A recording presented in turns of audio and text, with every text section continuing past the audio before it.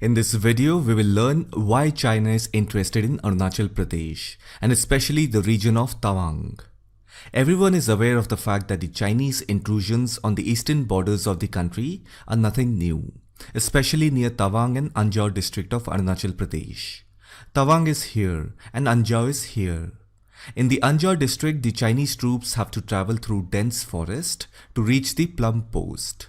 As you can see this yellow line, it is the National Highway 13, part of the Arunachal Highway network that connects the Walong cantonment of the Anjar district in the southeast to the Tawang district in northwest. The India-China border is somewhere around 25 kilometers away from the Walong cantonment. This cantonment lies on the banks of river Lohit, which is a transboundary river that rises in Tibet, which is under Chinese control. There, the name of this river is Zayu River. This river flows southwest and becomes a tributary of river Brahmaputra.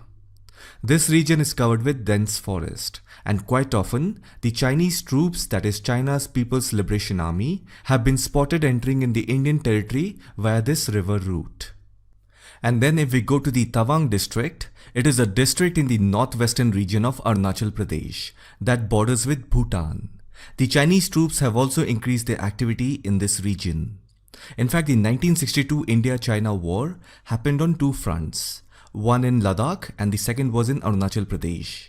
At that time, Arunachal Pradesh was known as the Northeast Frontier Agency, NEFA. In Arunachal Pradesh, the Indian Army held the Chinese back both at Walong and Tawang despite little resources. When Dalai Lama escaped from Tibet to India on 38 March 1959, he entered India through the Tawang Valley. Anyhow, so what you have to remember is these two locations in Arunachal Pradesh. One is the Tawang district and the other one is the Walong cantonment in Anjar district. Now I will tell you the importance of Tawang. As per the 2011 census, the population of Tawang district is somewhere around 50,000. This region of Tawang provides strategic entry for China into India's Brahmaputra Valley and also to other northeastern states. The Chinese obsession with the Tawang region is totally strategic. In fact, if you look at the Chinese map, China claims the entire Indian state of Arunachal Pradesh as part of South Tibet or Zangnan. In the past, China has also made a proposal to India for swapping Tawang with Aksai Chin. And that's what brings us to this question: why is China interested in Tawang? What is China's motive? Before I answer this, let's quickly get to know about Tibet. You see, Tibet is a plateau region. You will find mountains, but at the same time you will also find vast plain land. Lhasa is the capital of Tibet. Most of the Tibetan population resides here. Lhasa is a flat river valley with mountain peaks around it. If you look at this map, you will see that the southern region of Lhasa till the Arunachal Pradesh and Bhutan border is a plain area along with valleys and mountains. Now the first reason why Chinese want Tawang region is because they say there are historical ties between the Tawang monastery and the Lhasa monastery of Tibet. The 6th Dalai Lama, that is Sangyang Gyatso, was born in Tawang, and therefore Arunachal is very much part of Tibet. Since Tibet is under Chinese control, so Arunachal Pradesh should also be part of China. This is the first reason they give. Now the second reason is, if you look at the ethnicity of people living in Upper Arunachal region, including Tawang, I am talking about tribes like Tagin, Naishi and Galo, you will find most of them are in some ways related to the people of Tibet. They are descendants of the Mongolid race. Their ancestors had migrated from Tibet at some point. So having such a strong Tibetan presence in Arunachal is a threat to China, because China has this fear that India may use these people, take advantage of this demography along with the presence of Dalai Lama and the Tibetan government in exile in Dharamshala for creating some sort of pro-democratic Tibetan movement against China. So this is another reason why China is interested in Arunachal. Now coming to the third reason why China wants Tawang. Have a look at Bhutan.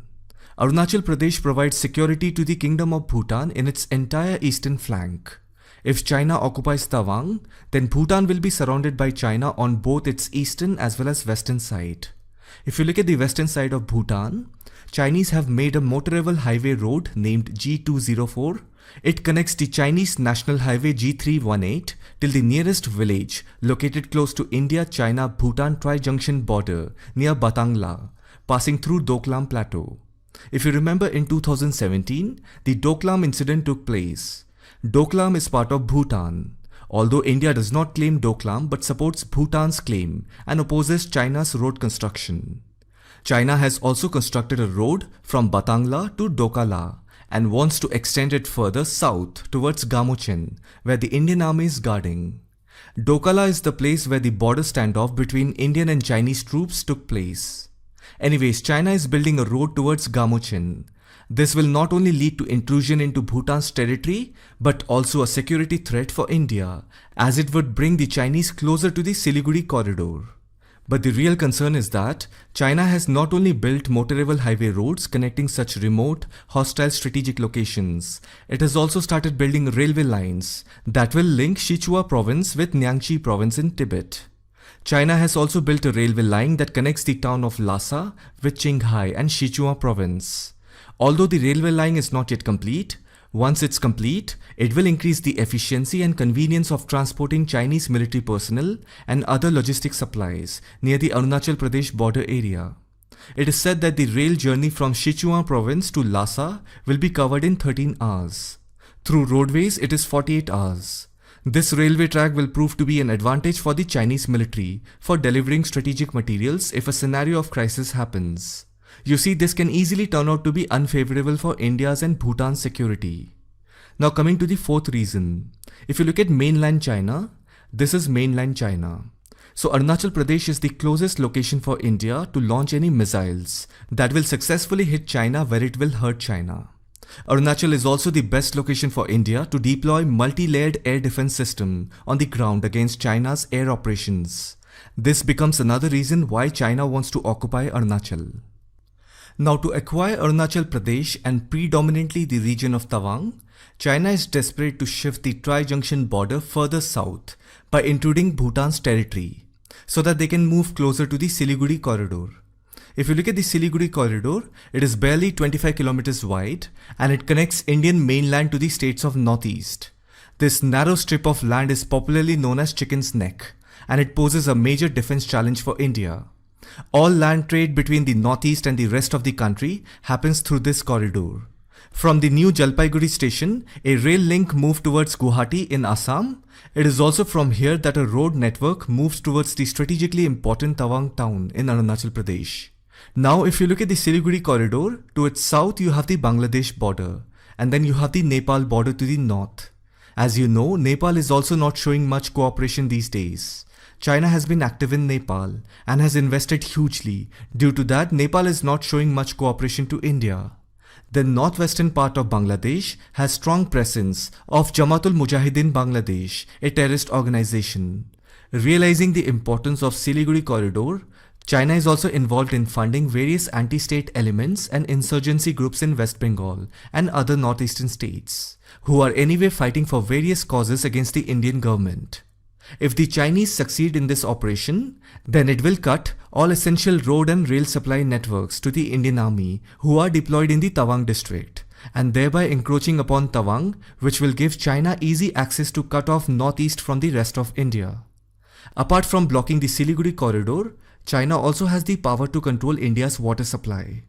You must have heard in the news many times that the Chinese have built multiple dams on the river Yanlang Sangpo or river Brahmaputra. One of the reasons is to capture the power of moving water to generate electricity. This is what the Chinese says.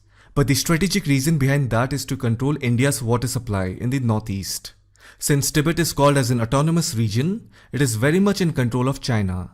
That means China claims the ownership of Tibet's water. We all are aware of the fact that the Tibetan plateau is higher in elevation. From that height, if a river enters into the state of Arunachal Pradesh, just imagine the speed of the river. All this region is a low-lying area. If at all China suddenly releases all the stored water from all the dams on the Brahmaputra, it will cause havoc in northeastern region. Similarly, by blocking the flow of water, China can potentially cause drought in the lower agricultural regions of Assam's Brahmaputra valley.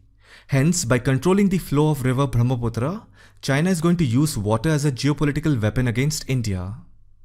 So these are some strategies that the Chinese have planned up for India to acquire Arunachal Pradesh and especially the region of Tawang.